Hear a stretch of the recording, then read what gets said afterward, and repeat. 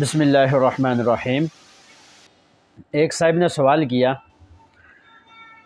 کہ جو ہی اذان ہوتی ہے تو عورتیں اپنے سر پر دوپٹہ لے لیتی ہیں، حالانکہ اس کے علاوہ ہر وقت ان کا سر ننگا رہتا ہے، تو کیا اس عمل کی وجہ سے ان کو کوئی ثواب عطا کیا جائے گا یا نہیں؟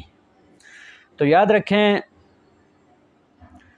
اس حوالے سے شریعت کا کوئی ایسا حکم نہیں ہے کہ شریعت کے اندر کوئی اس طرح کا حکم آیا ہو کہ جو ہی اذان ہو تو اپنے خاص حیت کے اندر رہنا ہے۔ بس شریعت کے اندر یہ آیا ہے کہ جو ہی اذان ہو تو آپ نے خاموشی سے سننا ہے اور اس کا جواب دینا ہے۔ ہاں، چونکہ یہ شعار اللہ میں سے ہے اذان، اور اگر اس اعتبار سے کوئی عورت اس کی تعظیم کرتے ہوئے، چونکہ اللہ تعالیٰ کی بڑائی بیان کی جاتی ہے اس اعتبار سے اگر کوئی اپنے سر پر دوپٹہ لے لیتی ہے تعظیم کی وجہ سے، تو اللہ تعالیٰ سے امید کی جا سکتی ہے کہ اللہ تعالیٰ اس کو ضرور ثواب عطا کریں گے۔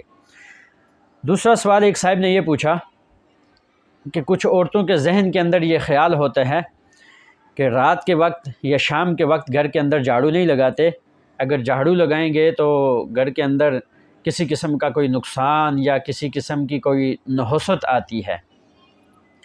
تو یاد رکھیں، شریعت نے گھر کی صفائی ہو یا کسی اعتبار سے بھی کوئی صفائی ہو، اس کا کوئی خاص وقت متعین نہیں کیا ہے۔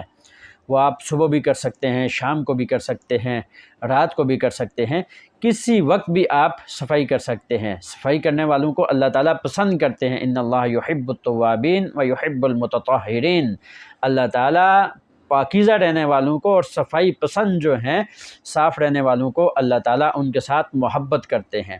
لہٰذا اس اعتبار سے جن عورتوں کے ذہن کے اندر یہ وہم اور خیال پایا جاتا ہے کہ ہم رات کو یا شام کو جھاڑو لگائیں گی تو کسی قسم کی نحوست ہوگی یا کسی قسم کا ہمیں نقصان ہوگا، ان تمام جتنے بھی وہم ہیں ان کی کوئی اصل نہیں ہے، یہ سارے بے بنیاد ہیں۔ اللہ تعالیٰ ہمیں سمجھنے کی توفیق عطا فرمائے۔